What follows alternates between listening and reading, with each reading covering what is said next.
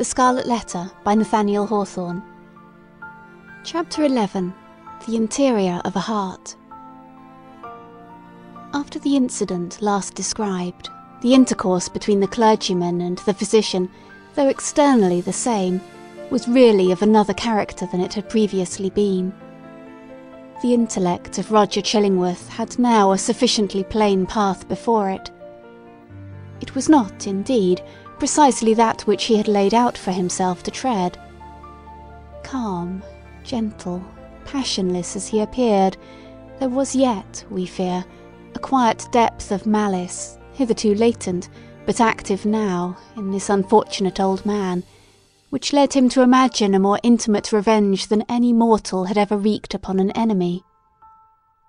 To make himself the one trusted friend, to whom should be confided all the fear, the remorse, the agony, the ineffectual repentance, the backward rush of sinful thoughts, expelled in vain. All that guilty sorrow, hidden from the world, whose great heart would have pitied and forgiven, to be revealed to him, the pitiless, to him, the unforgiving. All that dark treasure to be lavished on the very man, to whom nothing else could so adequately pay the debt of vengeance. The clergyman's shy and sensitive reserve had baulked this scheme.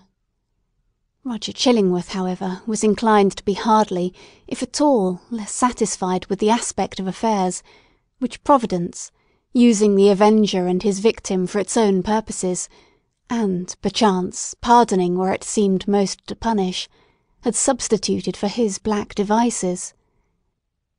A revelation, he could almost say, had been granted to him. It mattered little, for his object, whether celestial or from what other region. By its aid, in all the subsequent relations betwixt him and Mr. Dimmesdale, not merely the external presence, but the very inmost soul of the latter, seemed to be brought out before his eyes, so that he could see and comprehend its every movement. He became, thenceforth, not a spectator only, but a chief actor in the poor minister's interior world.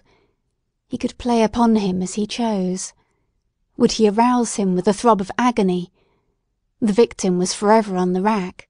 It needed only to know the spring that controlled the engine, and the physician knew it well. Would he startle him with sudden fear? As at the waving of a magician's wand, uprose a grisly phantom, uprose 1,000 phantoms, in many shapes, of death or more awful shame, all flocking round about the clergyman and pointing with their fingers at his breast. All this was accomplished with a subtlety so perfect that the minister, though he had constantly a dim perception of some evil influence watching over him, could never gain a knowledge of its actual nature.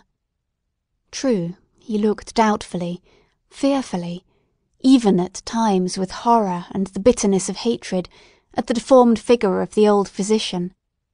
His gestures, his gait, his grizzled beard, his slightest and most indifferent acts, the very fashion of his garments, were odious in the clergyman's sight, a token implicitly to be relied on of a deeper antipathy in the breast of the latter than he was willing to acknowledge to himself.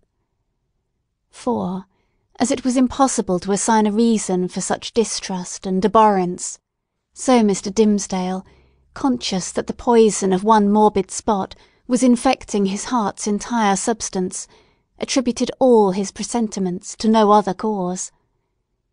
He took himself to task for his bad sympathies in reference to Roger Chillingworth, disregarded the lesson that he should have drawn from them, and did his best to root them out. Unable to accomplish this, he nevertheless, as a matter of principle, continued his habits of social familiarity with the old man, and thus gave him constant opportunities for perfecting the purpose to which, poor forlorn creature that he was, and more wretched than his victim, the avenger had devoted himself. While thus suffering under bodily disease, and gnawed and tortured by some black trouble of the soul, and given over to the machinations of his deadliest enemy, the Reverend Mr. Dimmesdale had achieved a brilliant popularity in his sacred office. He won it, indeed, in great part by his sorrows. His intellectual gifts, his moral perceptions, his power of experiencing and communicating emotion, were kept in a state of preternatural activity by the prick and anguish of his daily life. His fame, though still on its upward slope, already overshadowed the soberer reputations of his fellow clergymen, eminent as several of them were. There were scholars among them who had spent more years in acquiring abstruse lore connected with the divine profession than Mr. Dimmesdale had lived, and who might well, therefore, be more profoundly versed in such solid and valuable attainments than their youthful brother. There were men, too, of a sturdier texture of mind than his, and endowed with a far greater share of shrewd, hard, iron or granite understanding, which, duly mingled with a fair proportion of doctrinal ingredient, constitutes a highly respectable, efficacious, and unamiable variety of the clerical species. There were others again, true saintly fathers, whose faculties had been elaborated by weary toil among their books, and by patient thought, and etherealized, moreover, by spiritual communications with the better world, into which their purity of life had almost introduced these holy personages, with their garments of mortality still clinging to them. All that they lacked was the gift that descended upon the chosen disciples at Pentecost in tongues of flame, symbolizing, it would seem, not the power of speech in foreign and unknown languages, but that of addressing the whole human brotherhood in the heart's native language. These fathers, otherwise so apostolic, lacked heaven's last and rarest attestation of their office, the tongue of flame. They would have vainly sought, had they ever dreamed of seeking, to express the highest truths through the humblest medium of familiar words and images.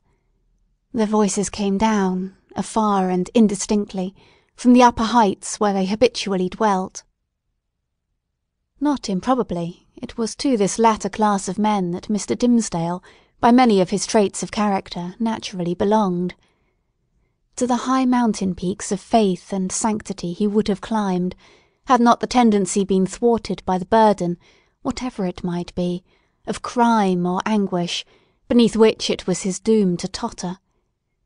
It kept him down, on a level with the lowest, him, the man of ethereal attributes, whose voice the angels might else have listened to and answered.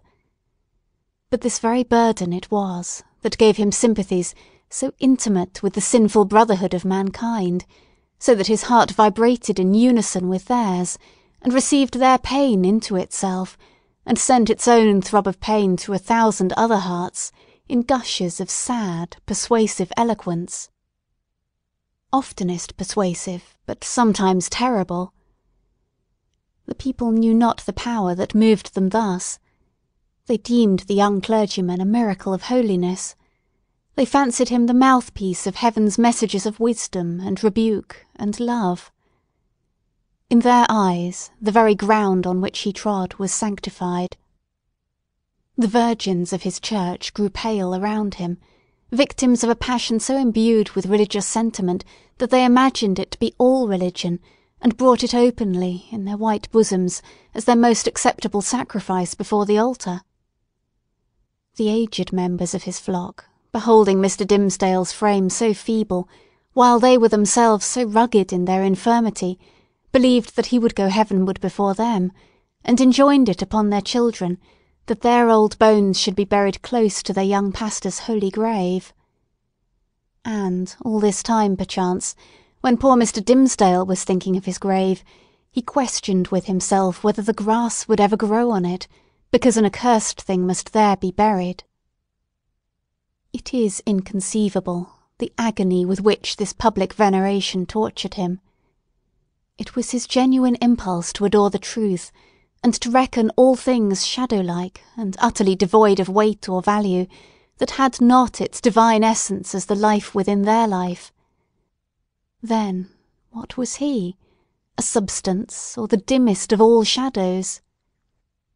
He longed to speak out from his own pulpit, at the full height of his voice, and tell the people what he was.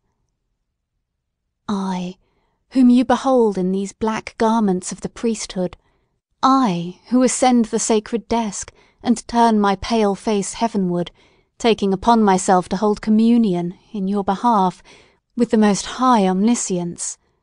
I, in whose daily life you discern the sanctity of Enoch. I, whose footsteps, as you suppose, leave a gleam along my earthly track, whereby the pilgrims that shall come after me may be guided to the regions of the blessed. I, who have laid the hand of baptism upon your children. I, who have breathed the parting prayer over your dying friends, to whom the Amen sounded faintly from a world which they had quitted. I, your pastor, whom you so reverence and trust, am utterly a pollution and a lie. More than once Mr. Dimmesdale had gone into the pulpit with a purpose never to come down its steps until he should have spoken words like the above. More than once he had cleared his throat, and drawn in the long, deep, and tremulous breath, which, when sent forth again, would come burdened with the black secret of his soul. More than once, nay, more than 100 times, he had actually spoken. Spoken? But how? He had told his hearers that he was altogether vile, a viler companion of the vilest, the worst of sinners, an abomination, a thing of unimaginable iniquity, and that the only wonder was that they did not see his wretched body shrivelled up before their eyes by the burning wrath of the Almighty. Could there be plainer speech than this? Would not the people start up in their seats by a simultaneous impulse, and tear him down out of the pulpit which he defiled? Not so, indeed. They heard it all, and did but reverence him the more. They little guessed what deadly purport lurked in those self-condemning words. "The godly youth," said they among themselves, "the saint on earth! Alas! If he discern such sinfulness in his own white soul, what horrid spectacle would he behold in thine or mine?" The minister well knew, subtle but remorseful hypocrite that he was, the light in which his vague confession would be viewed. He had striven to put a cheat upon himself by making the avowal of a guilty conscience, but had gained only one other sin, and a self-acknowledged shame, without the momentary relief of being self-deceived. He had spoken the very truth, and transformed it into the veriest falsehood. And yet, by the constitution of his nature, he loved the truth and loathed the lie, as few men ever did. Therefore, above all things else, he loathed his miserable self. His inward trouble drove him to practices more in accordance with the old, corrupted faith of Rome than with the better light of the church in which he had been born and bred. In Mr. Dimmesdale's secret closet, under lock and key, there was a bloody scourge. Oftentimes this Protestant and Puritan divine had plied it on his own shoulders, laughing bitterly at himself the while, and smiting so much the more pitilessly because of that bitter laugh. It was his custom, too, as it has been that of many other pious Puritans, to fast. Not, however, like them, in order to purify the body and render it the fitter medium of celestial illumination, but rigorously, and until his knees trembled beneath him, as an act of penance. He kept vigils, likewise, night after night, sometimes in utter darkness, sometimes with a glimmering lamp, and sometimes, viewing his own face in a looking-glass, by the most powerful light which he could throw upon it. He thus typified the constant introspection wherewith he tortured, but could not purify himself. In these lengthened vigils his brain often reeled, and visions seemed to flit before him, perhaps seen doubtfully and by a faint light of their own, in the remote dimness of the chamber, or more vividly and close beside him, within the looking-glass. Now it was a herd of diabolic shapes that grinned and mocked at the pale minister, and beckoned him away with them. Now a group of shining angels, who flew upward heavily, as sorrow-laden, but grew more ethereal as they rose. Now came the dead friends of his youth, and his white-bearded father, with a saint-like frown, and his mother, turning her face away as she passed by. Ghost of a mother, thinnest fantasy of a mother, methinks she might yet have thrown a pitying glance towards her son. And now, through the chamber which these spectral thoughts had made so ghastly, glided Hester Prynne, leading along little Pearl in her scarlet garb, and pointing her forefinger, first at the scarlet letter on her bosom, and then at the clergyman's own breast. None of these visions ever quite deluded him. At any moment, by an effort of his will, he could discern substances through their misty lack of substance, and convince himself that they were not solid in their nature, like yonder table of carved oak, or that big, square, leathern-bound and brazen-clasped volume of divinity. But, for all that, they were, in one sense, the truest and most substantial things which the poor minister now dealt with. It is the unspeakable misery of a life so false as his, that it steals the pith and substance out of whatever realities there are around us, and which were meant by heaven to be the spirit's joy and nutriment. To the untrue man, the whole universe is false, it is impalpable, it shrinks to nothing within his grasp. And he himself, in so far as he shows himself in a false light, becomes a shadow, or, indeed, ceases to exist. The only truth that continued to give Mr. Dimmesdale a real existence on this earth was the anguish in his inmost soul, and the undissembled expression of it in his aspect. Had he once found power to smile, and wear a face of gaiety, there would have been no such man. On one of those ugly nights, which we have faintly hinted at, but forborne to picture forth, the minister started from his chair. A new thought had struck him. There might be a moment's peace in it. Attiring himself with as much care as if it had been for public worship, and in precisely the same manner, he stole softly down the staircase, undid the door, and issued forth. End of Chapter 11. Chapter 12. The Minister's Vigil. Walking in the shadow of a dream, as it were, and perhaps actually under the influence of a species of somnambulism, Mr. Dimmesdale reached the spot where, now so long since, Hester Prynne had lived through her first hours of public ignominy. The same platform or scaffold, black and weather-stained with the storm or sunshine of 7 long years, and foot-worn, too, with the tread of many culprits who had since ascended it, remained standing beneath the balcony of the meeting-house. The minister went up the steps. It was an obscure night of early May. An unvaried pall of cloud muffled the whole expanse of sky from zenith to horizon. If the same multitude which had stood as eye-witnesses while Hester Prynne sustained her punishment could now have been summoned forth, they would have discerned no face above the platform, nor hardly the outline of a human shape, in the dark grey of the midnight. But the town was all asleep. There was no peril of discovery. The minister might stand there, if it so pleased him, until morning should redden in the east, without other risk than that the dank and chill night air would creep into his frame, and stiffen his joints with rheumatism, and clog his throat with catarrh and cough, thereby defrauding the expectant audience of tomorrow's prayer and sermon.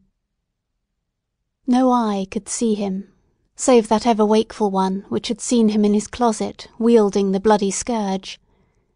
Why, then, had he come hither? Was it but the mockery of penitence? A mockery indeed, but in which his soul trifled with itself. A mockery at which angels blushed and wept, while fiends rejoiced with jeering laughter. He had been driven hither by the impulse of that remorse which dogged him everywhere, and whose own sister and closely linked companion was that cowardice which invariably drew him back, with her tremulous grip, just when the other impulse had hurried him to the verge of a disclosure. Poor, miserable man! What right had infirmity like his to burden itself with crime? Crime is for the iron-nerved, who have their choice either to endure it, or, if it press too hard, to exert their fierce and savage strength for a good purpose, and fling it off at once. This feeble and most sensitive of spirits could do neither, yet continually did one thing or another, which intertwined, in the same inextricable knot, the agony of heaven-defying guilt and vain repentance. And thus, while standing on the scaffold, in this vain show of expiation, Mr. Dimmesdale was overcome with a great horror of mind, as if the universe were gazing at a scarlet token on his naked breast, right over his heart. On that spot, in very truth, there was, and there had long been, the gnawing and poisonous tooth of bodily pain. Without any effort of his will, or power to restrain himself, he shrieked aloud, an outcry that went pealing through the night, and was beaten back from one house to another, and reverberated from the hills in the background, as if a company of devils, detecting so much misery and terror in it, had made a plaything of the sound, and were bandying it to and fro. "It is done," muttered the minister, covering his face with his hands. "The whole town will awake, and hurry forth, and find me here." But it was not so. The shriek had perhaps sounded with a far greater power, to his own startled ears, than it actually possessed. The town did not awake, or, if it did, the drowsy slumberers mistook the cry either for something frightful in a dream, or for the noise of witches, whose voices, at that period, were often heard to pass over the settlements or lonely cottages, as they rode with Satan through the air. The clergyman, therefore, hearing no symptoms of disturbance, uncovered his eyes and looked about him. At one of the chamber windows of Governor Bellingham's mansion, which stood at some distance, on the line of another street, he beheld the appearance of the old magistrate himself, with a lamp in his hand, a white nightcap on his head, and a long white gown enveloping his figure. He looked like a ghost, evoked unseasonably from the grave. The cry had evidently startled him. At another window of the same house, moreover, appeared old Mistress Hibbins, the governor's sister, also with a lamp, which, even thus far off, revealed the expression of her sour and discontented face. She thrust forward her head from the lattice and looked anxiously upward. Beyond the shadow of a doubt, this venerable witch lady had heard Mr. Dimmesdale's outcry, and interpreted it, with its multitudinous echoes and reverberations, as the clamour of the fiends and night hags, with whom she was well known to make excursions into the forest. Detecting the gleam of Governor Bellingham's lamp, the old lady quickly extinguished her own and vanished. Possibly she went up among the clouds. The minister saw nothing further of her motions.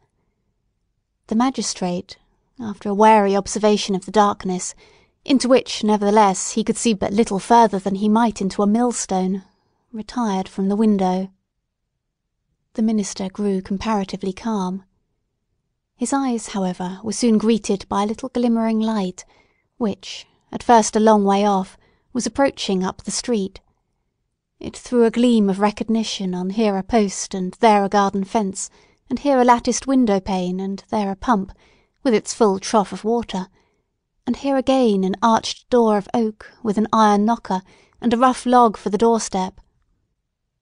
The Reverend Mr. Dimmesdale noted all these minute particulars, even while firmly convinced that the doom of his existence was stealing onward, in the footsteps which he now heard, and that the gleam of the lantern would fall upon him in a few moments more, and reveal his long-hidden secret. As the light drew nearer, he beheld, within its illuminated circle, his brother clergyman, or, to speak more accurately, his professional father, as well as highly valued friend, the Reverend Mr. Wilson, who, as Mr. Dimmesdale now conjectured, had been praying at the bedside of some dying man. And so he had. The good old minister came freshly from the death-chamber of Governor Winthrop, who had passed from earth to heaven within that very hour. And now surrounded, like the saint-like personages of olden times, with a radiant halo, that glorified him amid this gloomy night of sin, as if the departed governor had left him an inheritance of his glory, or as if he had caught upon himself the distant shine of the celestial city, while looking thitherward to see the triumphant pilgrim pass within its gates. Now, in short, good Father Wilson was moving homeward, aiding his footsteps with a lighted lantern. The glimmer of this luminary suggested the above conceits to Mr. Dimmesdale, who smiled, nay, almost laughed at them, and then wondered if he were going mad. As the Reverend Mr. Wilson passed beside the scaffold, closely muffling his Geneva cloak about him with one arm, and holding the lantern before his breast with the other, the minister could hardly restrain himself from speaking. "A good evening to you, venerable Father Wilson. Come up hither, I pray you, and pass a pleasant hour with me." Good heavens! Had Mr. Dimmesdale actually spoken? For one instant he believed that these words had passed his lips. But they were uttered only within his imagination. The venerable Father Wilson continued to step slowly onward, looking carefully at the muddy pathway before his feet, and never once turning his head towards the guilty platform. When the light of the glimmering lantern had faded quite away, the minister discovered, by the faintness which came over him, that the last few moments had been a crisis of terrible anxiety, although his mind had made an involuntary effort to relieve itself by a kind of lurid playfulness. Shortly afterwards, the like grisly sense of the humorous again stole in among the solemn phantoms of his thought. He felt his limbs growing stiff with the unaccustomed chilliness of the night, and doubted whether he should be able to descend the steps of the scaffold.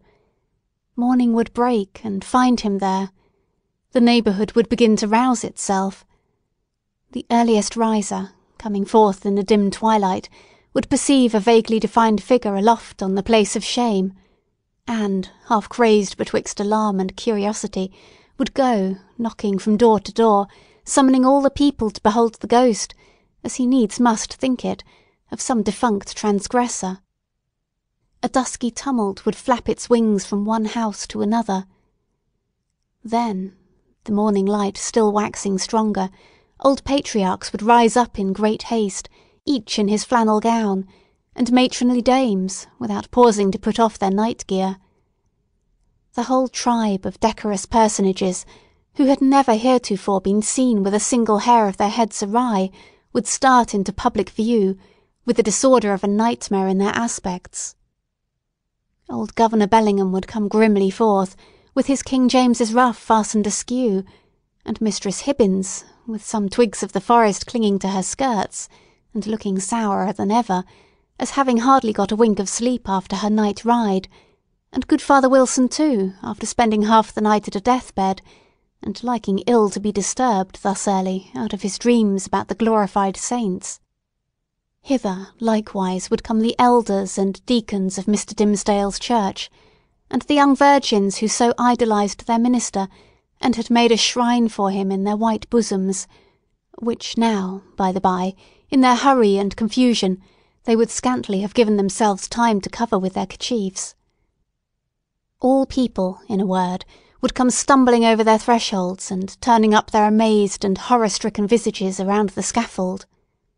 Whom would they discern there, with the red eastern light upon his brow? Whom but the Reverend Arthur Dimmesdale, half frozen to death, overwhelmed with shame, and standing where Hester Prynne had stood.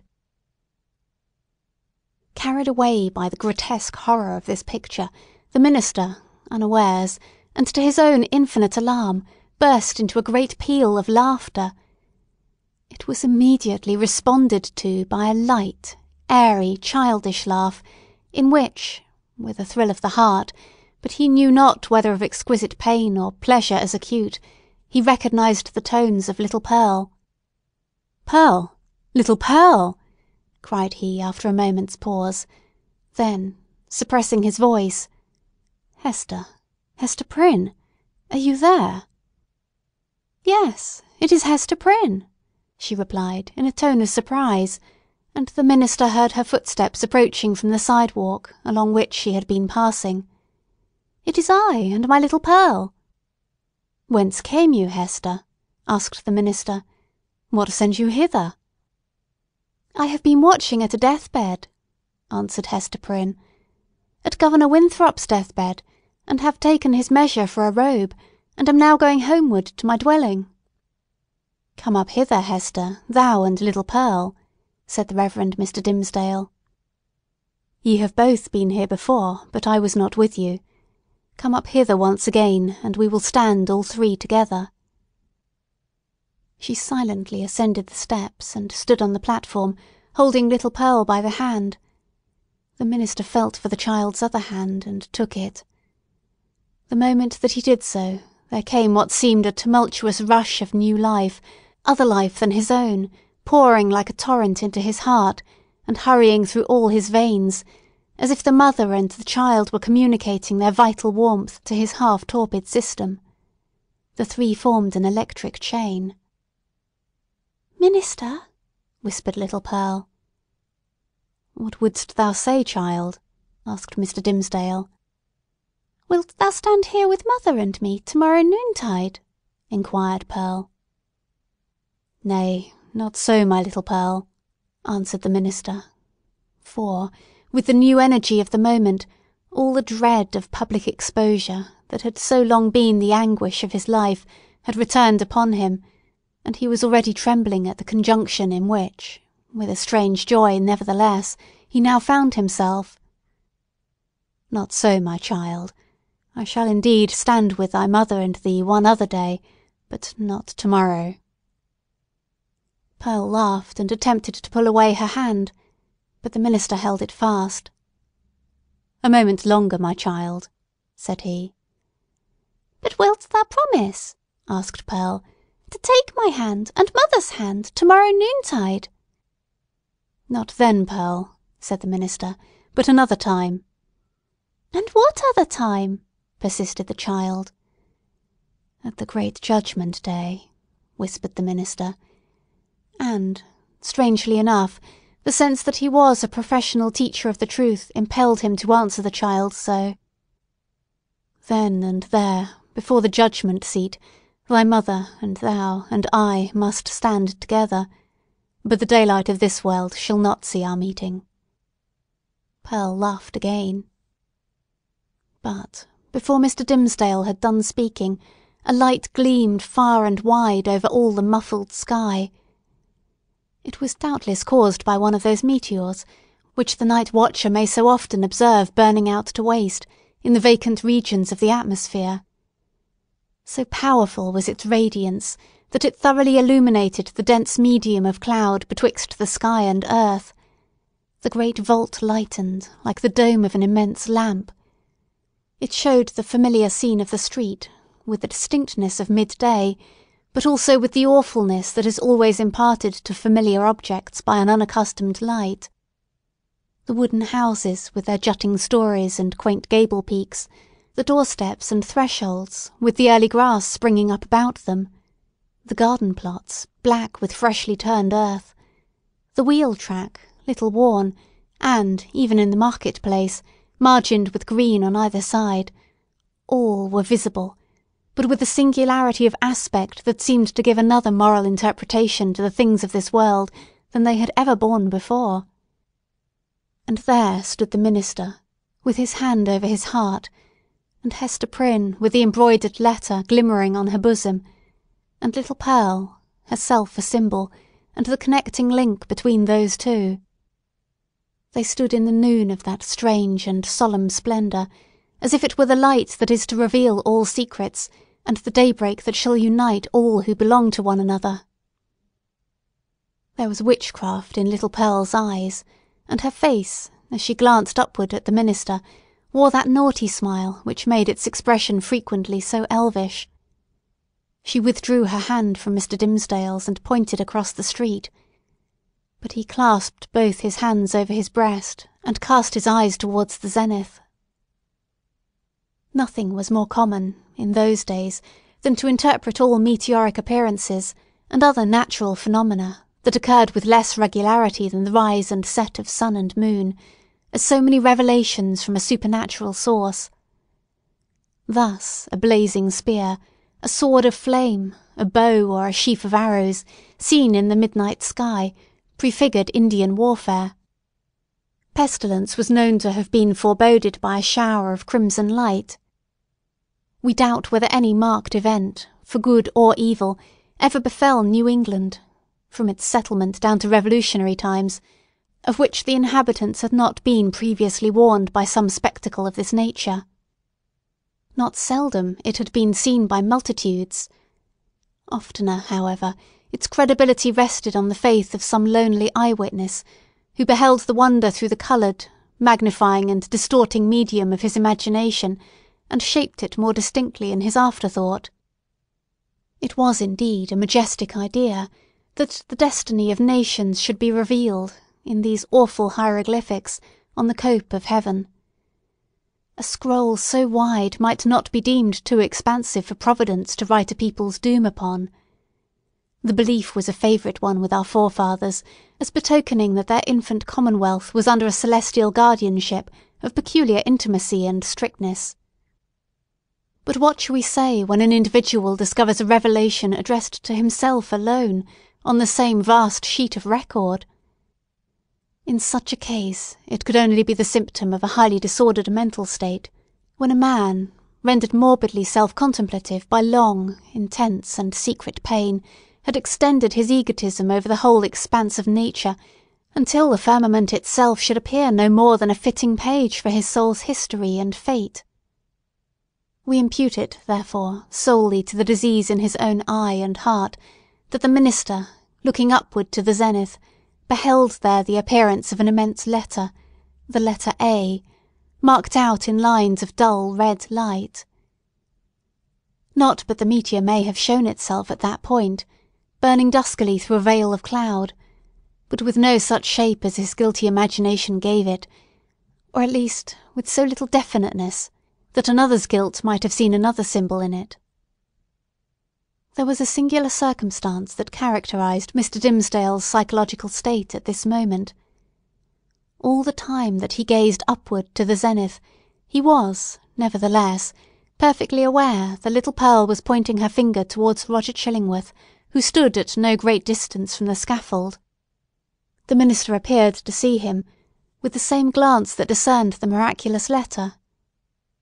To his features, as to all other objects, the meteoric light imparted a new expression, or it might well be that the physician was not careful then, as at all other times, to hide the malevolence with which he looked upon his victim.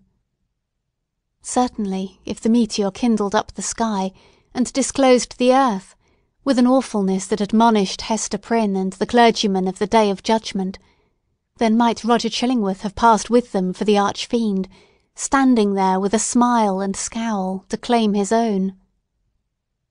So vivid was the expression, or so intense the minister's perception of it, that it seemed still to remain painted on the darkness after the meteor had vanished, with an effect as if the street and all things else were at once annihilated. "Who is that man, Hester?" gasped Mr. Dimmesdale, overcome with terror. "I shiver at him. Dost thou know the man? I hate him, Hester." She remembered her oath, and was silent. "I tell thee my soul shivers at him," muttered the minister again. "Who is he? Who is he? Canst thou do nothing for me? I have a nameless horror of the man." "Minister," said little Pearl, "I can tell thee who he is." "Quickly then, child," said the minister, bending his ear close to her lips. "Quickly, and as low as thou canst whisper."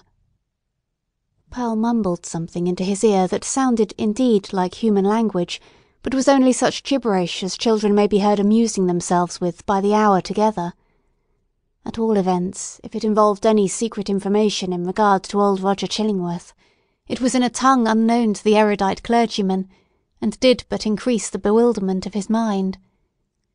The elvish child then laughed aloud. "Dost thou mock me now?" said the minister. "Thou wast not bold, thou wast not true," answered the child. "Thou wouldst not promise to take my hand, and mother's hand, to-morrow noontide." "Worthy sir," answered the physician, who had now advanced to the foot of the platform, "pious Master Dimmesdale, Can this be you? Well, well, indeed. We men of study, whose heads are in our books, have need to be straitly looked after. We dream in our waking moments and walk in our sleep. Come, good sir, and my dear friend, I pray you, let me lead you home." "How knewest thou that I was here?" asked the minister fearfully. "Verily and in good faith," answered Roger Chillingworth, "I knew nothing of the matter. I had spent the better part of the night at the bedside of the worshipful Governor Winthrop, doing what my poor skill might to give him ease. He going home to a better world, I likewise was on my way homeward, when this strange light shone out. Come with me, I beseech you, reverend sir, else you will be poorly able to do Sabbath duty tomorrow. Aha! See now, how they trouble the brain, these books, these books! You should study less, good sir, and take a little pastime, or these night whimsies will grow upon you." "I will go home with you," said Mr. Dimmesdale. With a chill despondency, like one awaking, all nerveless, from an ugly dream, he yielded himself to the physician and was led away. The next day, however, being the Sabbath, he preached a discourse which was held to be the richest and most powerful, and the most replete with heavenly influences, that had ever proceeded from his lips. Souls, it is said, more souls than one, were brought to the truth by the efficacy of that sermon, and vowed within themselves to cherish a holy gratitude towards Mr. Dimmesdale throughout the long hereafter.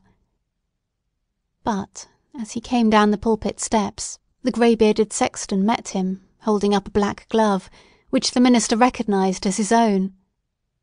"It was found," said the sexton, "this morning, on the scaffold where evildoers are set up to public shame. Satan dropped it there, I take it, intending a scurrilous jest against your reverence.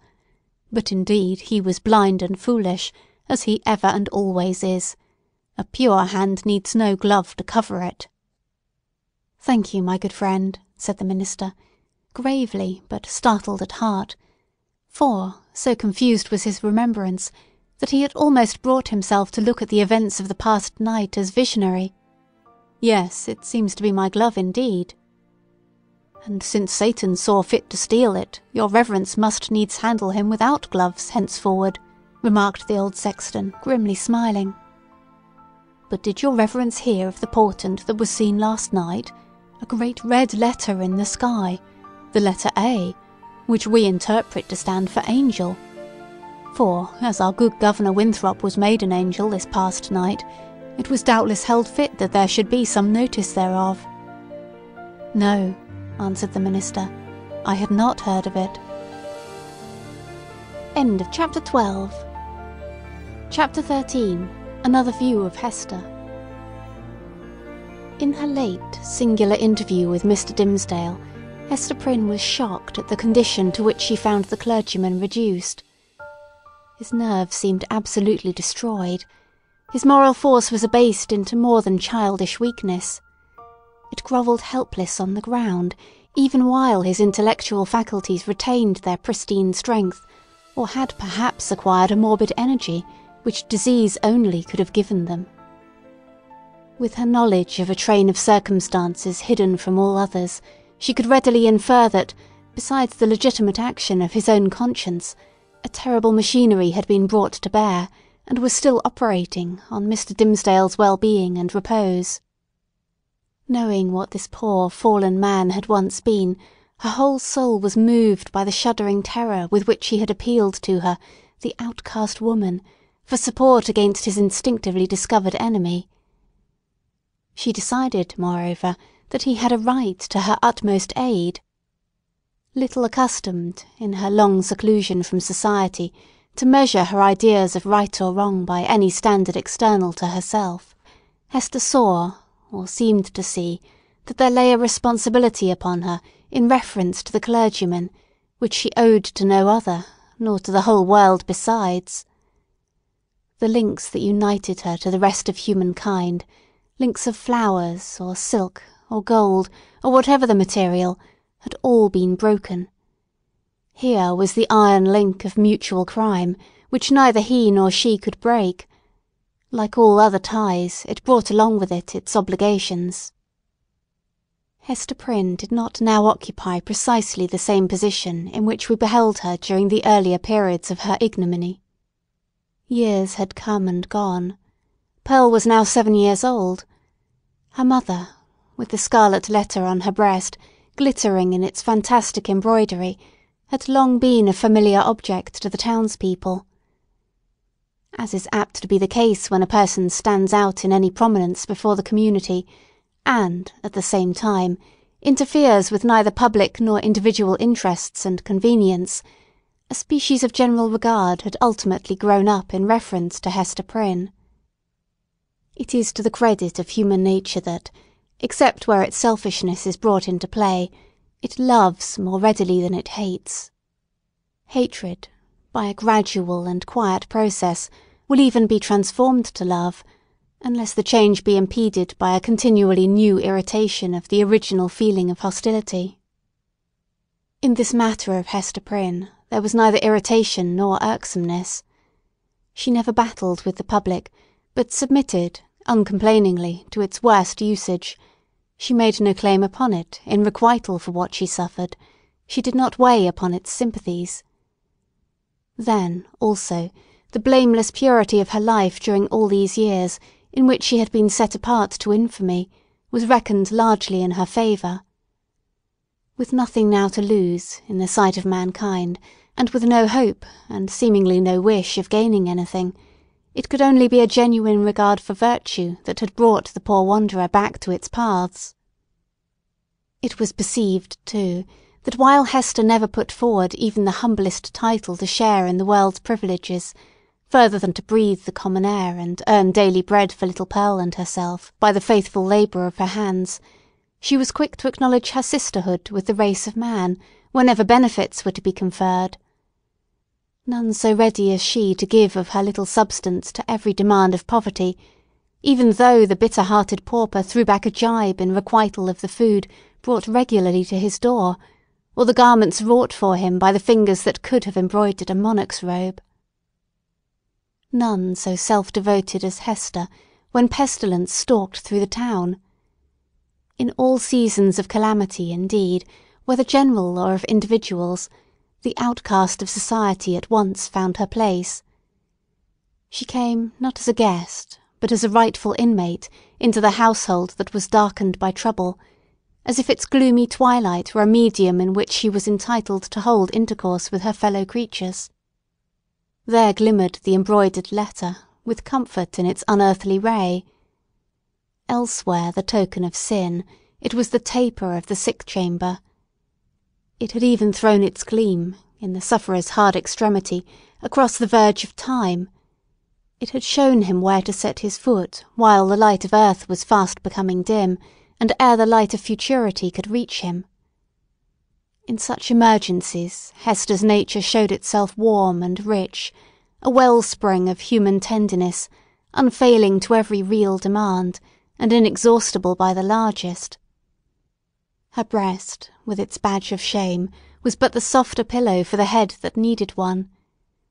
She was self-ordained a sister of mercy, or, we may rather say, the world's heavy hand had so ordained her, when neither the world nor she looked forward to this result.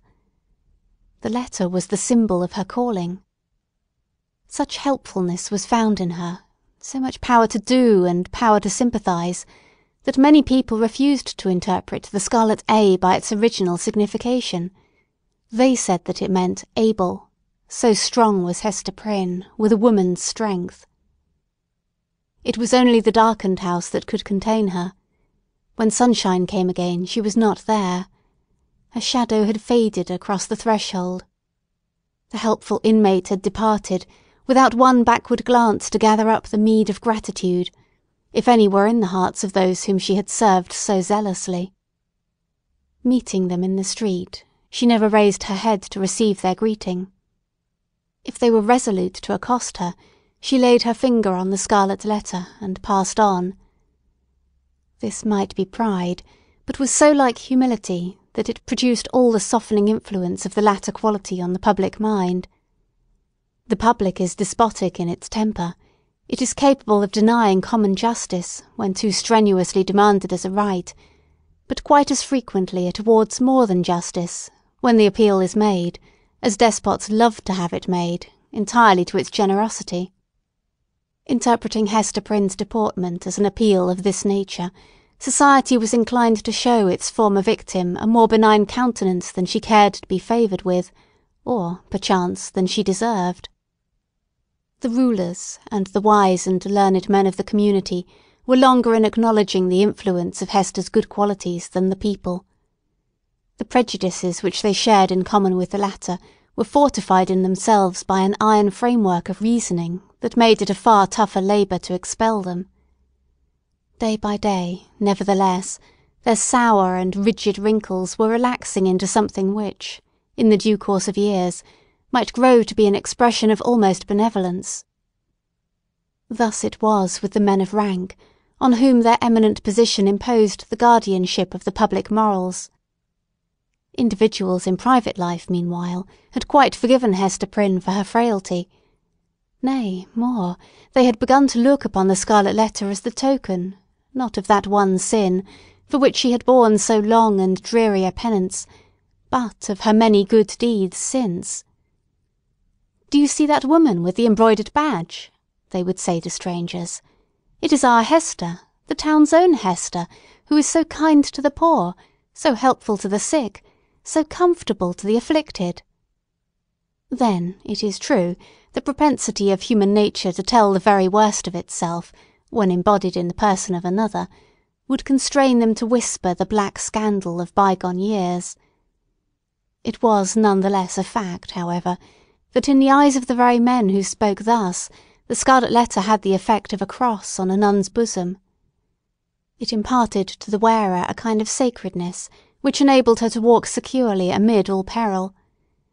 Had she fallen among thieves, it would have kept her safe. It was reported, and believed by many, that an Indian had drawn his arrow against the badge, and that the missile struck it, but fell harmless to the ground. The effect of the symbol, or rather of the position in respect to society that was indicated by it, on the mind of Hester Prynne herself, was powerful and peculiar. All the light and graceful foliage of her character had been withered up by this red-hot brand, and had long ago fallen away, leaving a bare and harsh outline, which might have been repulsive had she possessed friends or companions to be repelled by it. Even the attractiveness of her person had undergone a similar change. It might be partly owing to the studied austerity of her dress, and partly to the lack of demonstration in her manners. It was a sad transformation, too, that her rich and luxuriant hair had either been cut off, or was so completely hidden by a cap, that not a shining lock of it ever once gushed into the sunshine. It was due in part to all these causes, but still more to something else, that there seemed to be no longer anything in Hester's face for love to dwell upon, nothing in Hester's form, though majestic and statue-like, that passion would ever dream of clasping in its embrace, nothing in Hester's bosom to make it ever again the pillow of affection. Some attribute had departed from her, the permanence of which had been essential to keep her a woman. Such is frequently the fate, and such the stern development, of the feminine character and person, where the woman has encountered and lived through an experience of peculiar severity. If she be all tenderness, she will die. If she survive, the tenderness will either be crushed out of her, or, and the outward semblance is the same, crushed so deeply into her heart that it can never show itself more. The latter is perhaps the truest theory. She who has once been woman, and ceased to be so, might at any moment become a woman again, if there were only the magic touch to effect the transformation. We shall see whether Hester Prynne were ever afterwards so touched, and so transfigured. Much of the marble coldness of Hester's impression was to be attributed to the circumstance that her life had turned, in a great measure, from passion and feeling to thought. Standing alone in the world, alone as to any dependence on society, and with little Pearl to be guided and protected, alone and hopeless of retrieving her position, even had she not scorned to consider it desirable, She cast away the fragments of a broken chain. The world's law was no law for her mind. It was an age in which the human intellect, newly emancipated, had taken a more active and a wider range than for many centuries before. Men of the sword had overthrown nobles and kings.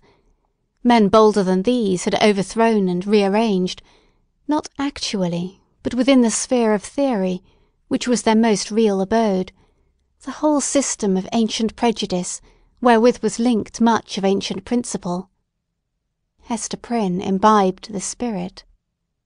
She assumed a freedom of speculation, then common enough on the other side of the Atlantic, but which our forefathers, had they known it, would have held to be a deadlier crime than that stigmatized by the Scarlet Letter. In her lonesome cottage, by the seashore, thoughts visited her, such as dared to enter no other dwelling in New England. Shadowy guests, that would have been as perilous as demons to their entertainer, could they have been seen so much as knocking at her door. It is remarkable that persons who speculate the most boldly often conform with the most perfect quietude to the external regulations of society. The thought suffices them, without investing itself in the flesh and blood of action. So it seemed to be with Hester. Yet, had little Pearl never come to her from the spiritual world, it might have been far otherwise. Then she might have come down to us in history, hand in hand with Anne Hutchinson, as the foundress of a religious sect. She might, in one of her phases, have been a prophetess. She might, and not improbably would, have suffered death from the stern tribunals of the period, for attempting to undermine the foundations of the Puritan establishment. But in the education of her child, the mother's enthusiasm of thought had something to wreak itself upon. Providence, in the person of this little girl, had assigned to Hester's charge the germ and blossom of womanhood, to be cherished and developed amid a host of difficulties. Everything was against her. The world was hostile. The child's own nature had something wrong in it, which continually betokened that she had been born amiss, the effluence of her mother's lawless passion, and often impelled Hester to ask, in bitterness of heart, whether it were for good or ill that the poor little creature had been born at all. Indeed, the same dark question often rose into her mind with reference to the whole race of womanhood. Was existence worth accepting, even to the happiest among them? As concerned her own individual existence, she had long ago decided in the negative, and dismissed the point as settled. A tendency to speculation, though it may keep woman quiet, as it does man, yet makes her sad. She discerns, it may be, such a hopeless task before her. As a first step, the whole system of society is to be torn down and built up anew. Then, the very nature of the opposite sex, or its long hereditary habit, which has become like nature, is to be essentially modified, before woman can be allowed to assume what seems a fair and suitable position. Finally, all other difficulties being obviated, woman cannot take advantage of these preliminary reforms until she herself shall have undergone a still mightier change, in which, perhaps, the ethereal essence, wherein she has her truest life, will be found to have evaporated. A woman never overcomes these problems by any exercise of thought. They are not to be solved, or only in one way. If her heart chance to come uppermost, they vanish. Thus Hester Prynne, whose heart had lost its regular and healthy throb, wandered without a clue in the dark labyrinth of mind, now turned aside by an insurmountable precipice, now starting back from a deep chasm. There was wild and ghastly scenery all around her, and a home and comfort nowhere. At times a fearful doubt strove to possess her soul, whether it were not better to send Pearl at once to heaven, and go herself to such futurity as eternal justice should provide. The Scarlet Letter had not done its office. Now, however, her interview with the Reverend Mr. Dimmesdale, on the night of his vigil, had given her a new theme of reflection, and held up to her an object that appeared worthy of any exertion and sacrifice for its attainment. She had witnessed the intense misery beneath which the minister struggled, or, to speak more accurately, had ceased to struggle. She saw that he stood on the verge of lunacy, if he had not already stepped across it. It was impossible to doubt that, whatever painful efficacy there might be in the secret sting of remorse, a deadlier venom had been infused into it by the hand that proffered relief. A secret enemy had been continually by his side, under the semblance of a friend and helper, and had availed himself of the opportunities thus afforded for tampering with the delicate springs of Mr. Dimmesdale's nature. Hester could not but ask herself whether there had not originally been a defect of truth, courage, and loyalty on her own part, in allowing the minister to be thrown into a position where so much evil was to be foreboded, and nothing auspicious to be hoped. Her only justification lay in the fact that she had been able to discern no method of rescuing him from a blacker ruin than had overwhelmed herself, except by acquiescing in Roger Chillingworth's scheme of disguise. Under that impulse she had made her choice, and had chosen, as it now appeared, the more wretched alternative of the two. She determined to redeem her error so far as it might yet be possible. Strengthened by years of hard and solemn trial, she felt herself no longer so inadequate to cope with Roger Chillingworth as on that night, abased by sin, and half maddened by the ignominy that was still new, when they had talked together in the prison-chamber.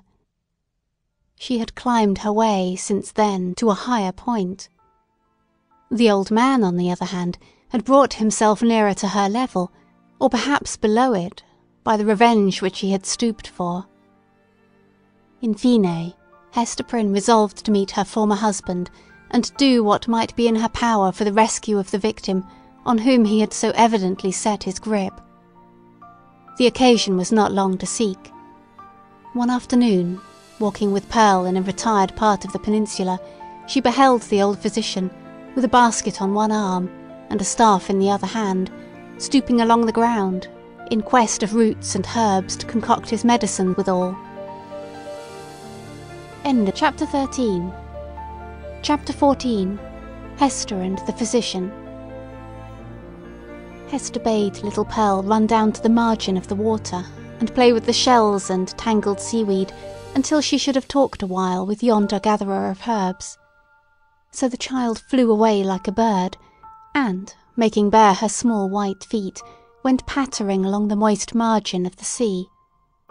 Here and there she came to a full stop, and peeped curiously into a pool, left by the retiring tide as a mirror for Pearl to see her face in.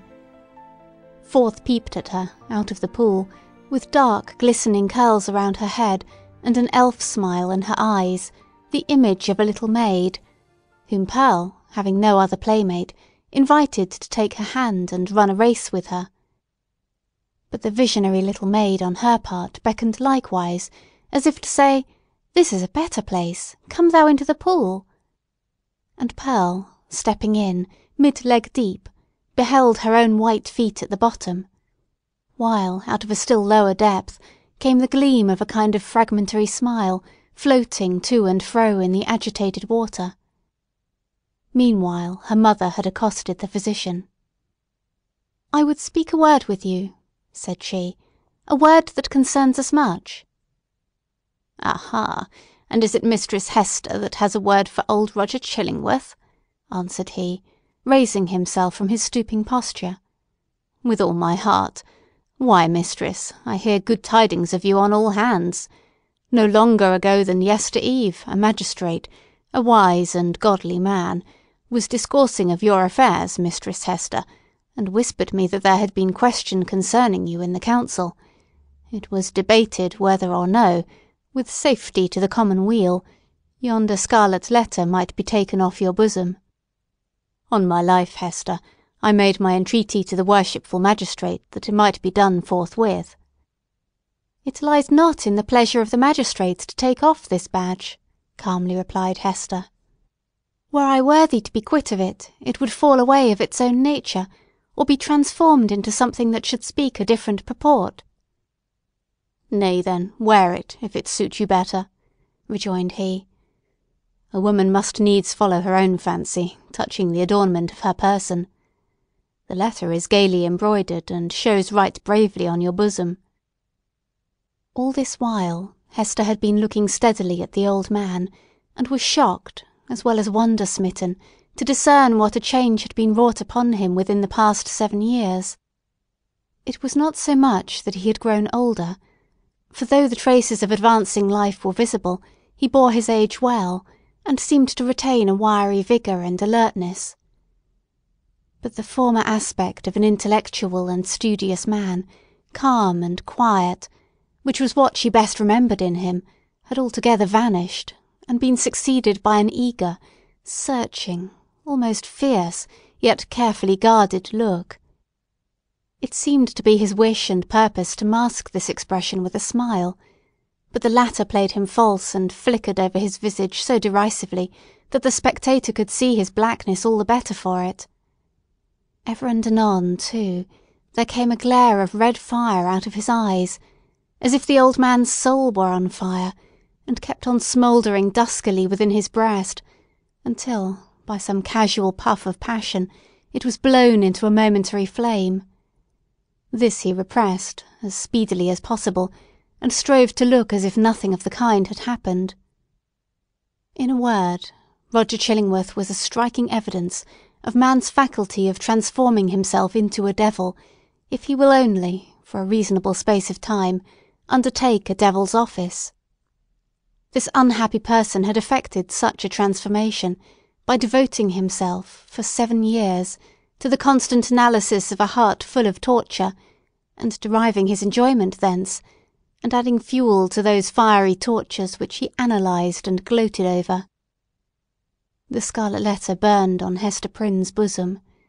Here was another ruin, the responsibility of which came partly home to her.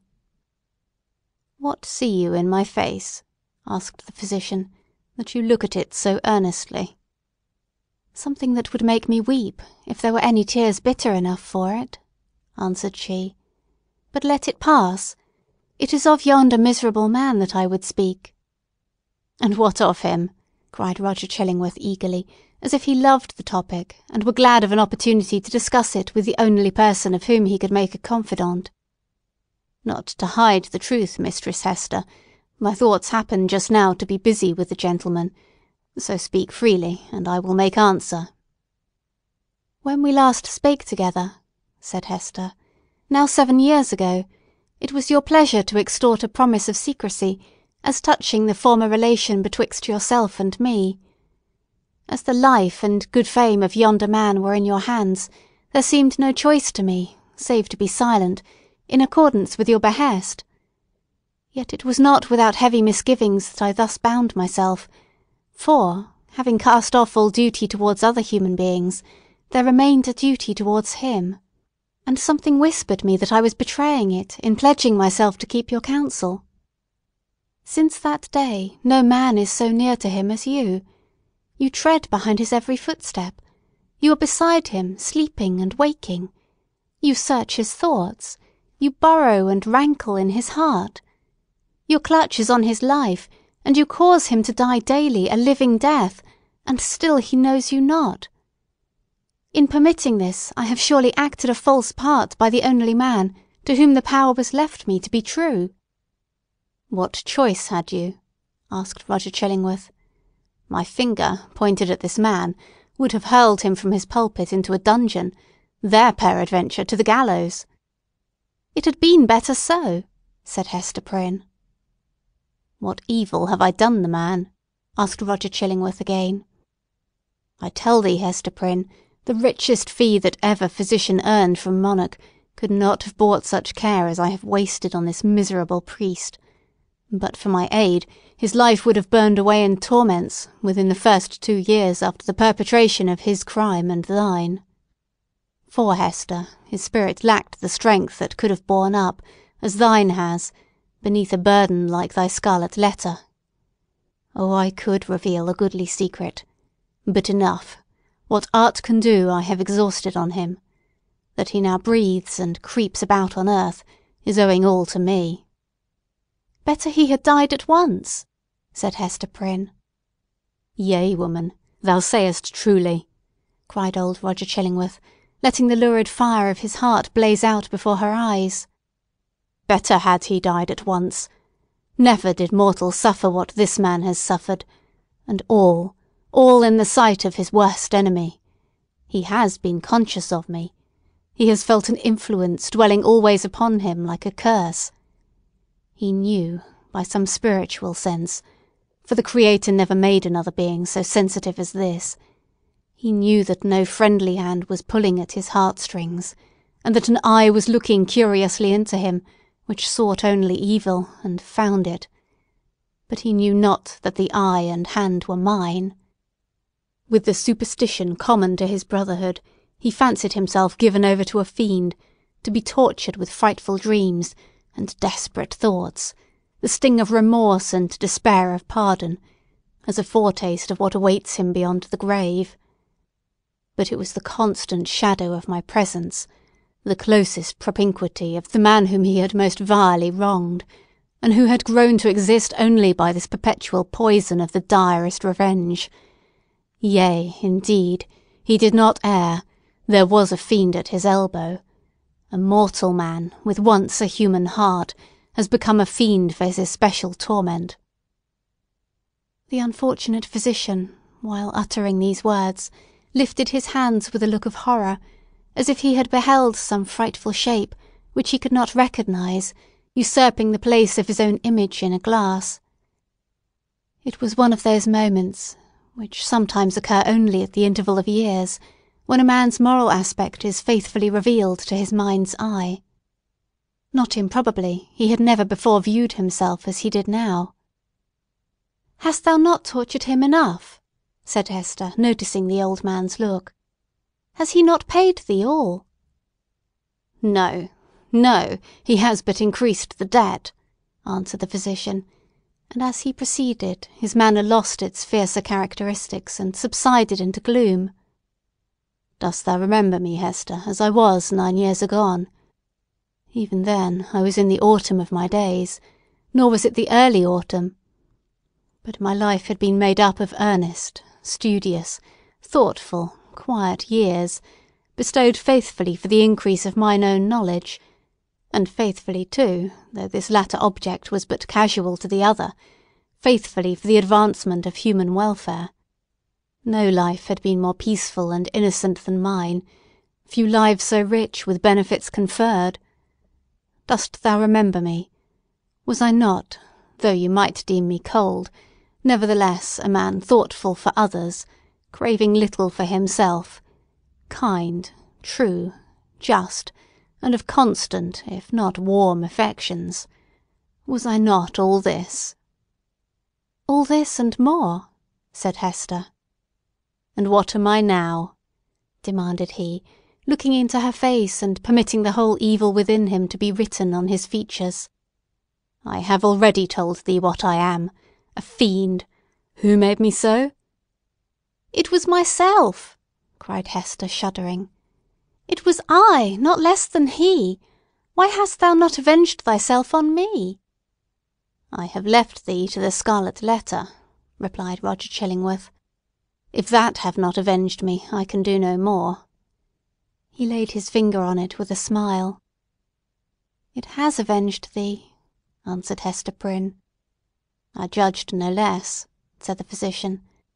"And now, what wouldst thou with me touching this man?" "I must reveal the secret," answered Hester firmly. "He must discern thee in thy true character. What may be the result I know not. But this long debt of confidence, due from me to him, whose bane and ruin I have been, shall at length be paid. So far as concerns the overthrow or preservation of his fair fame and his earthly state, and perchance his life, he is in thy hands.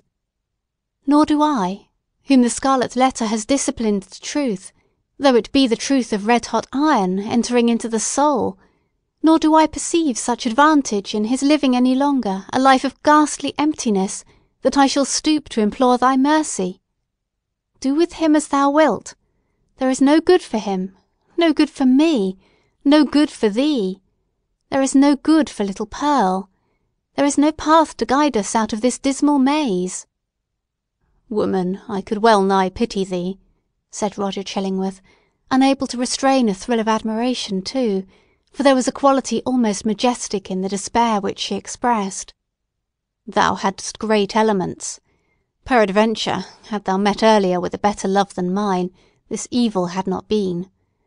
I pity thee for the good that has been wasted in thy nature." "And I thee," answered Hester Prynne, "for the hatred that has transformed a wise and just man to a fiend. Wilt thou yet purge it out of thee, and be once more human? If not for his sake, then doubly for thine own. Forgive, and leave his further retribution to the power that claims it.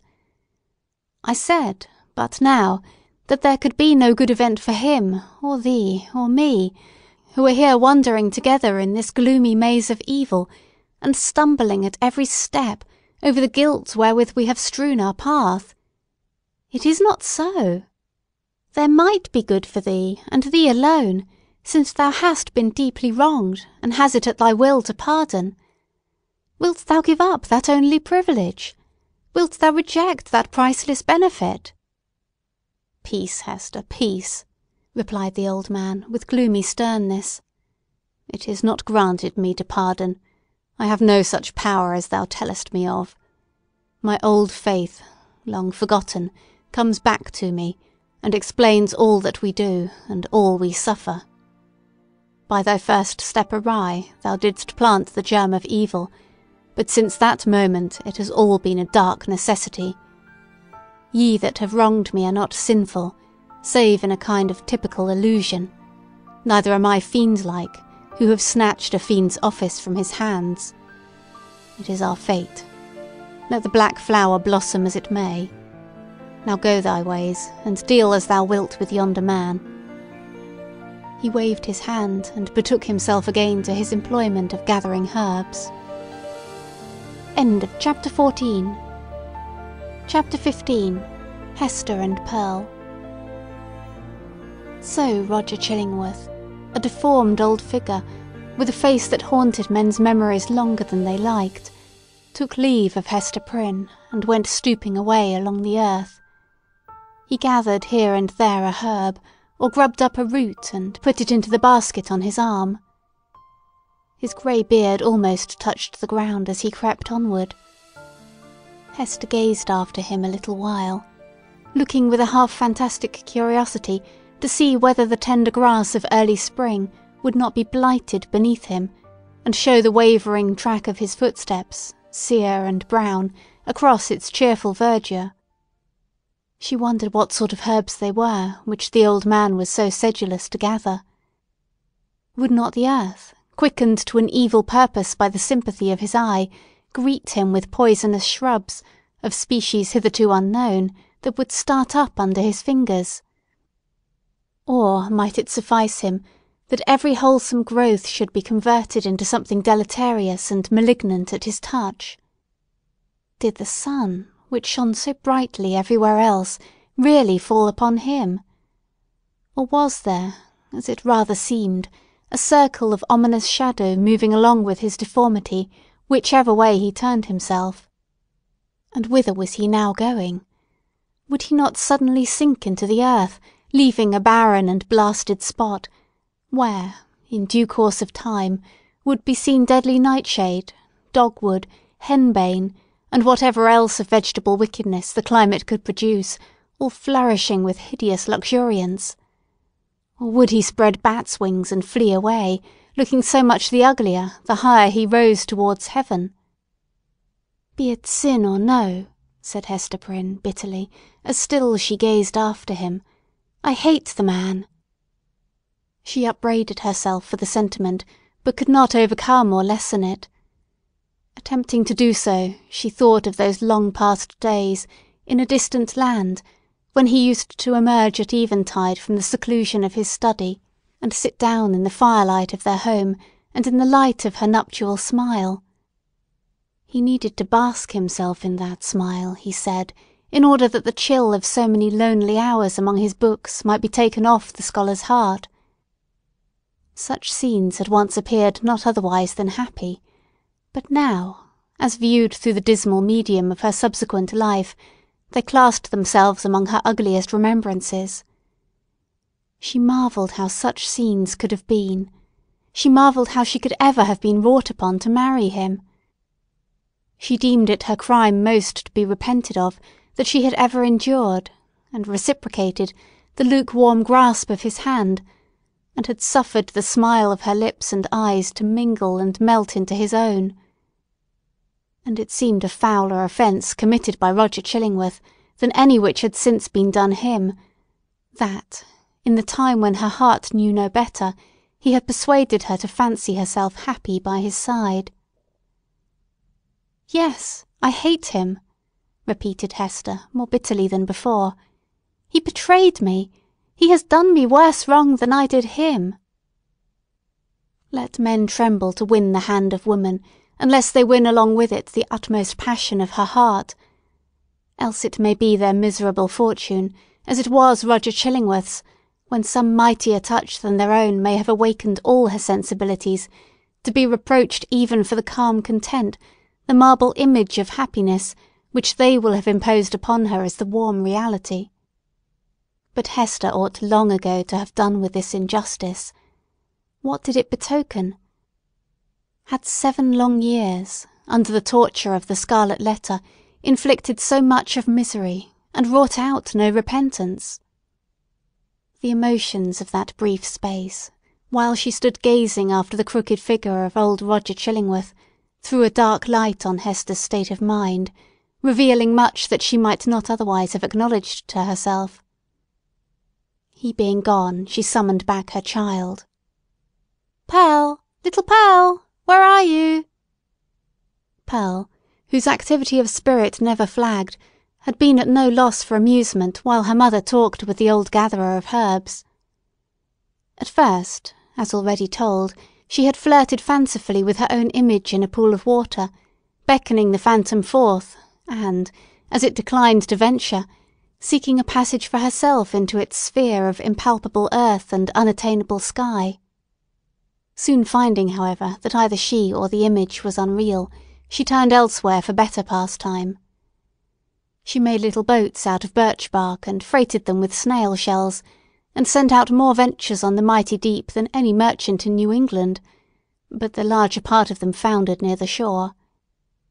She seized a live horseshoe by the tail, and made prize of several 5-fingers, and laid out a jellyfish to melt in the warm sun. Then she took up the white foam that streaked the line of the advancing tide, and threw it upon the breeze, scampering after it with winged footsteps to catch the great snowflakes ere they fell. Perceiving a flock of beach birds that fed and fluttered along the shore, the naughty child picked up her apron full of pebbles, and creeping from rock to rock after these small sea-fowl, displayed remarkable dexterity in pelting them. One little bird, with a white breast, Pearl was almost sure had been hit by a pebble and fluttered away with a broken wing. But then the elf child sighed and gave up her sport, because it grieved her to have done harm to a little being that was as wild as a sea breeze, or as wild as Pearl herself. Her final employment was to gather seaweed of various kinds, and make herself a scarf, or mantle, and a head-dress, and thus assume the aspect of a little mermaid. She inherited her mother's gift for devising drapery and costume.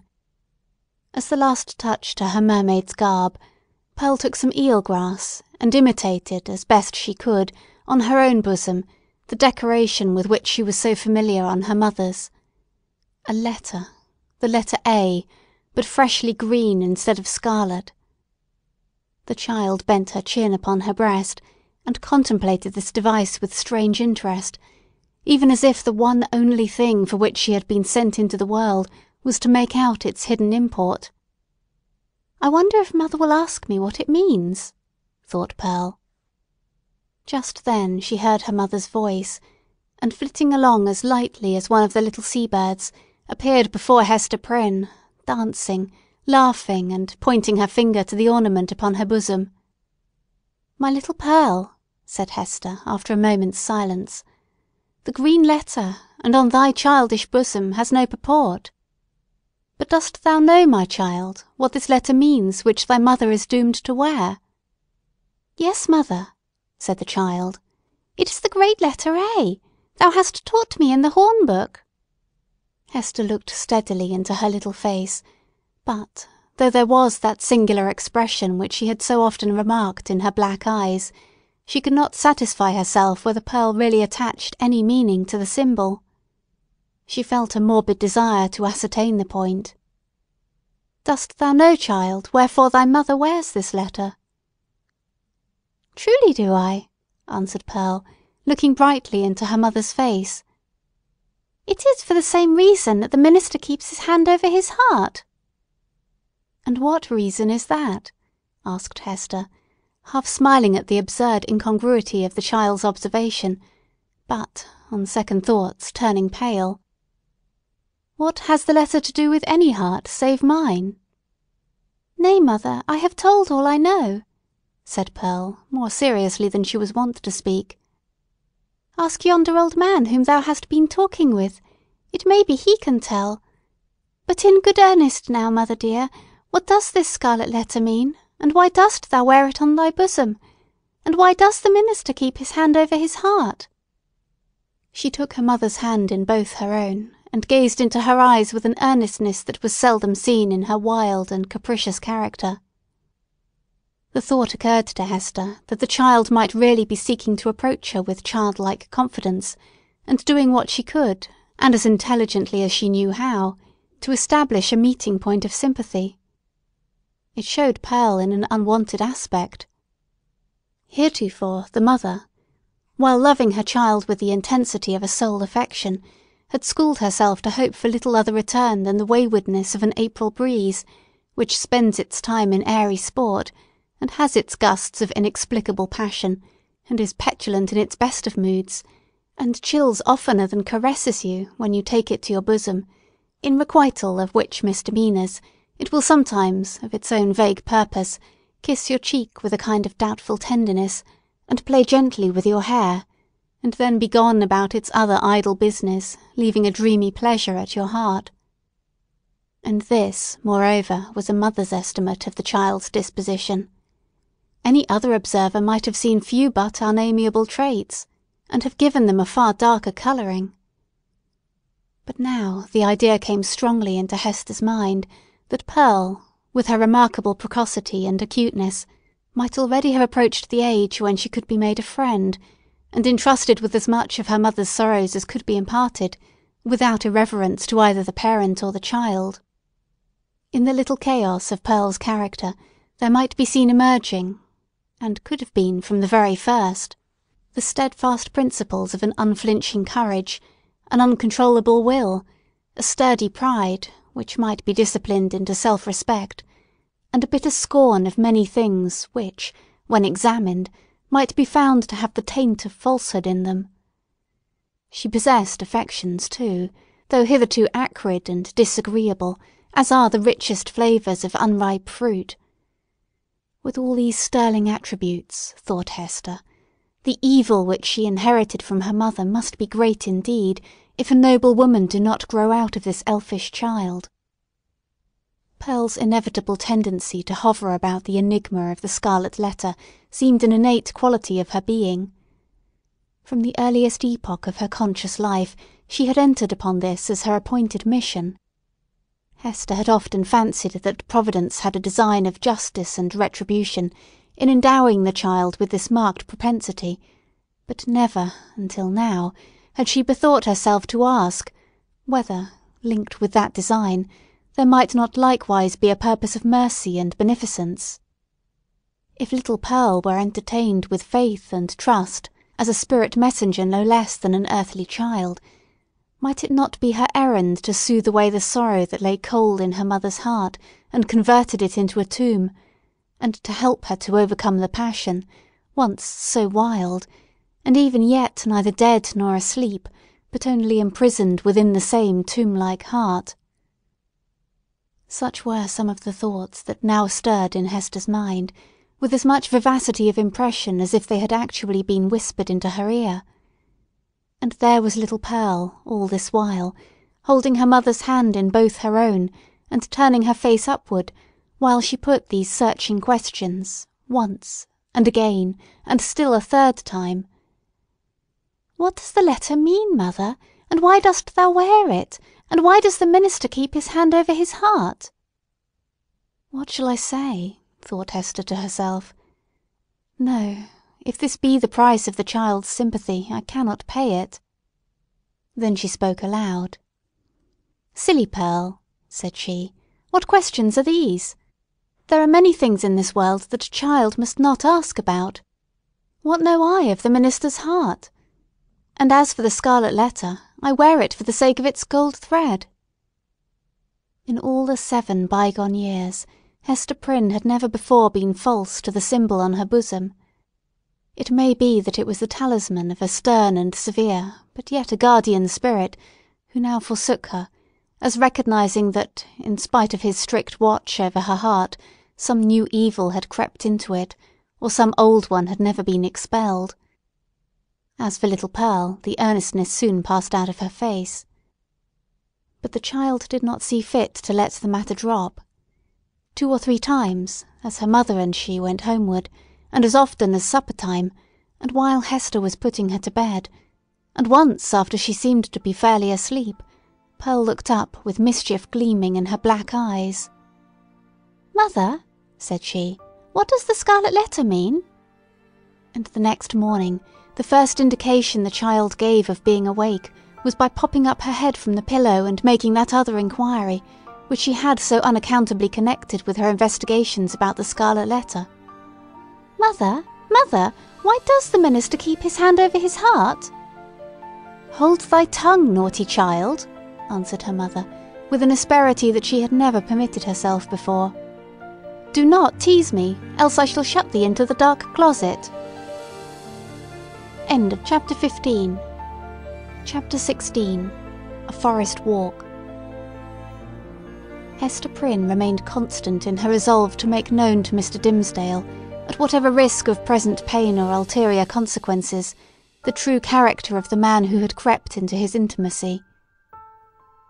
For several days, however, she vainly sought an opportunity of addressing him in some of the meditative walks which she knew him to be in the habit of taking, along the shores of the peninsula, or on the wooded hills of the neighbouring country. There would have been no scandal, indeed, nor peril to the holy whiteness of the clergyman's good fame, had she visited him in his own study, where many a penitent, ere now, had confessed sins of perhaps as deep a dye as the one betokened by the scarlet letter. But, partly that she dreaded the secret or undisguised interference of old Roger Chillingworth, and partly that her conscious heart imputed suspicion where none could have been felt, and partly that both the minister and she would need the whole wide world to breathe in while they talked together, for all these reasons, Hester never thought of meeting him in any narrower privacy than beneath the open sky. At last, while attending a sick chamber, whither the Reverend Mr. Dimmesdale had been summoned to make a prayer, she learnt that he had gone, the day before, to visit the Apostle Eliot among his Indian converts. He would probably return by a certain hour, in the afternoon of the morrow. Betimes, therefore, the next day, Hester took little Pearl, who was necessarily the companion of all her mother's expeditions, however inconvenient her presence, and set forth. The road, after the 2 wayfarers had crossed from the peninsula to the mainland, was no other than a footpath. It straggled onward into the mystery of the primeval forest. This hemmed it in so narrowly, and stood so black and dense on either side, and disclosed such imperfect glimpses of the sky above, that, to Hester's mind, it imaged not amiss the moral wilderness in which she had so long been wandering. The day was chill and sombre. Overhead was a grey expanse of cloud, slightly stirred, however, by a breeze, so that a gleam of flickering sunshine might now and then be seen at its solitary play along the path. This flitting cheerfulness was always at the farther extremity of some long vista through the forest. The sportive sunlight, feebly sportive at best, in the predominant pensiveness of the day and scene, withdrew itself as they came nigh, and left the spots where it had danced the drearier, because they had hoped to find them bright. "Mother," said little Pearl, "the sunshine does not love you. It runs away and hides itself because it is afraid of something on your bosom. Now, see! There it is playing a good way off. Stand you here and let me run and catch it. I am but a child. It will not run from me, for I wear nothing on my bosom yet." "Nor ever will, my child, I hope," said Hester. "And why not, mother?" asked Pearl, stopping short, just at the beginning of her race. "Will it not come of its own accord when I am a woman grown?" "Run away, child," answered her mother, "and catch the sunshine. It will soon be gone."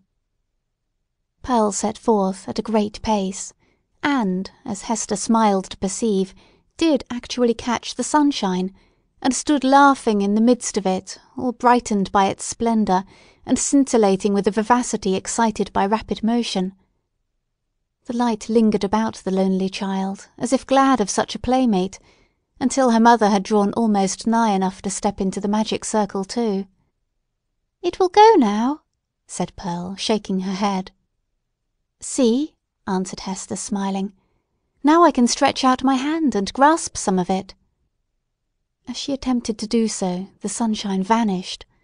Or, to judge from the bright expression that was dancing on Pearl's features, her mother could have fancied that the child had absorbed it into herself, and would give it forth again with a gleam about her path, as they should plunge into some gloomier shade. There was no other attribute that so much impressed her with a sense of new and untransmitted vigour in Pearl's nature as this never-failing vivacity of spirits. She had not the disease of sadness, which almost all children, in these latter days, inherit, with the scrofula, from the troubles of their ancestors. Perhaps this too was a disease, and but the reflex of the wild energy with which Hester had fought against her sorrows before Pearl's birth. It was certainly a doubtful charm, imparting a hard metallic lustre to the child's character. She wanted, what some people want throughout life, a grief that should deeply touch her, and thus humanize and make her capable of sympathy. But there was time enough yet for little Pearl. "Come, my child," said Hester, looking about her from the spot where Pearl had stood still in the sunshine. "We will sit down a little way within the wood and rest ourselves." "I am not aweary, mother," replied the little girl. "But you may sit down if you will tell me a story meanwhile." "A story, child?" said Hester. "And what about?" "Oh, a story about the Black Man," answered Pearl, taking hold of her mother's gown and looking up, half earnestly, half mischievously, into her face. "How he haunts this forest, and carries a book with him, a big, heavy book, with iron clasps, and how this ugly black man offers his book and an iron pen to everybody that meets him here among the trees, and they are to write their names with their own blood, and then he sets his mark on their bosoms. Didst thou ever meet the Black Man, mother?" "And who told you this story, Pearl?" asked her mother, recognizing a common superstition of the period. "It was the old dame in the chimney corner at the house where you watched last night," said the child. "But she fancied me asleep while she was talking of it. She said that 1,000 and 1,000 people had met him here, and had written in his book, and have his mark on them, and that ugly-tempered lady, old Mistress Hibbins, was one. And, mother, the old dame said that this scarlet letter was the Black Man's mark on thee, and that it glows like a red flame when thou meetest him at midnight, here in the dark wood. Is it true, mother?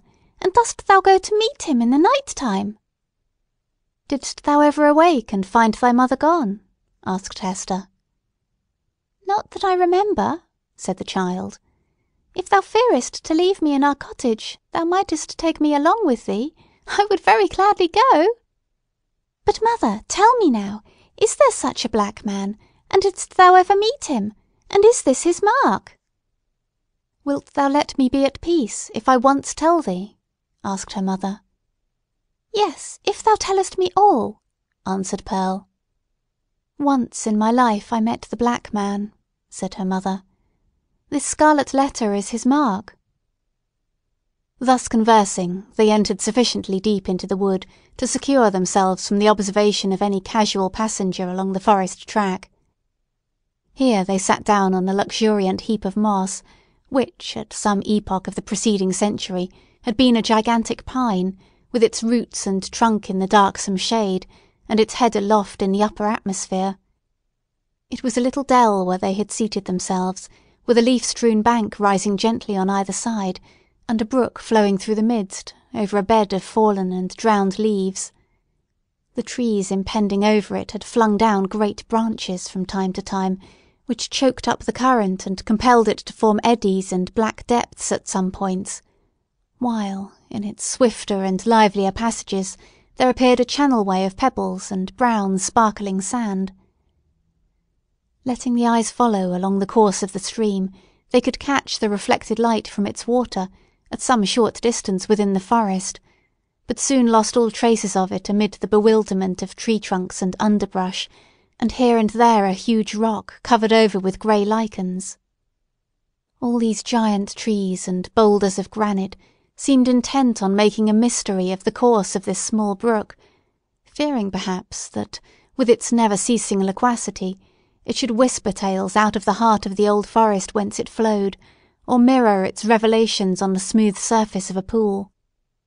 Continually, indeed, as it stole onward, the streamlet kept up a babble, kind, quiet, soothing, but melancholy, like the voice of a young child that was spending its infancy without playfulness, and knew not how to be merry among sad acquaintance and events of sombre hue.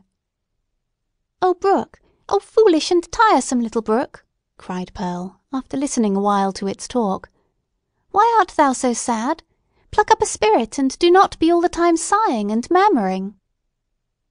But the brook, in the course of its little lifetime among the forest trees, had gone through so solemn an experience that it could not help talking about it, and seemed to have nothing else to say. Pearl resembled the brook, inasmuch as the current of her life gushed from a wellspring as mysterious, and had flowed through scenes shadowed as heavily with gloom. But, unlike the little stream, she danced and sparkled and prattled airily along her course. "What does this sad little brook say, mother?" inquired she. "If thou hadst a sorrow of thine own, the brook might tell thee of it," answered her mother, "even as it is telling me of mine. But now, Pearl, I hear a footstep along the path, and the noise of one putting aside the branches. I would have thee betake thyself to play, and leave me to speak with him that comes yonder." "Is it the black man?" asked Pearl. "Wilt thou go and play, child?" repeated her mother. "But do not stray far into the wood, and take heed that thou come at my first call." "Yes, mother," answered Pearl. "But if it be the black man, wilt thou not let me stay a moment and look at him with his big book under his arm?" "Go, silly child," said her mother impatiently. "It is no black man. Thou canst see him now through the trees. It is the minister." "And so it is," said the child. "And, mother, he has his hand over his heart. Is it because, when the minister wrote his name in the book, the black man set his mark in that place? But why does he not wear it outside his bosom, as thou dost, mother?" "Go now, child, and thou shalt tease me as thou wilt another time," cried Hester Prynne. "But do not stray far. Keep where thou canst hear the babble of the brook." The child went singing away, following up the current of the brook, and striving to mingle a more lightsome cadence with its melancholy voice. But the little stream would not be comforted, and still kept telling its unintelligible secret of some very mournful mystery that had happened, or making a prophetic lamentation about something that was yet to happen, within the verge of the dismal forest. So Pearl, who had had enough of shadow in her own little life, chose to break off all acquaintance with this repining brook. She set herself, therefore, to gathering violets and wood anemones and some scarlet columbines that she found growing in the crevice of a high rock. When her elf child had departed, Hester Prynne made a step or two towards the track that led through the forest, but still remained under the deep shadow of the trees. She beheld the minister advancing along the path, entirely alone, and leaning on a staff which he had cut by the wayside.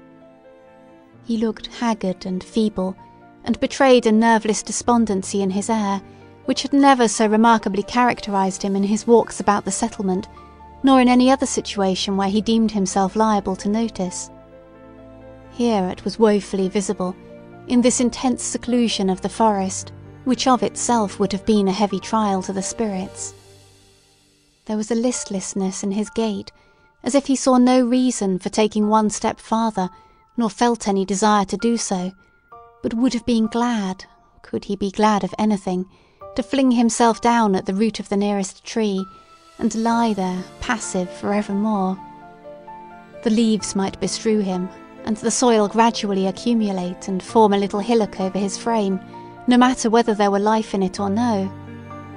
Death was too definite an object to be wished for, or avoided. To Hester's eye, the Reverend Mr. Dimmesdale exhibited no symptom of positive and vivacious suffering, except that, as little Pearl had remarked, he kept his hand over his heart. End of chapter 16.